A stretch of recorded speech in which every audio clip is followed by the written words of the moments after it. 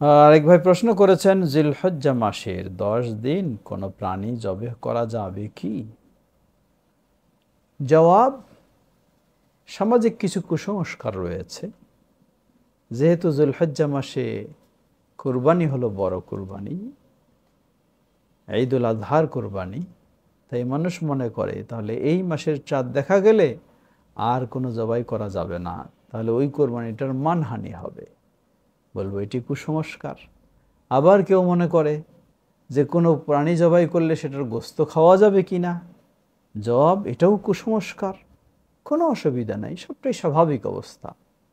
জবাই করবেন, খাবেন, প্রয়োজনে কোনো সমস্যা নেই। কোরবানি দিলেও সমস্যা নেই, না দিলেও সমস্যা নেই। সর্বাবস্থায় যুলহজ্জা মাসের চাঁদ দেখার পরে গরু হোক, ছাগল হোক, উট হোক, দম্বা হোক, হাঁস হোক, মুরগি হোক, আপনি জবাইও করতে পারবেন এবং সেটি খেতেও পারবেন। ওয়াল্লাহু তাআলা আ'লাম।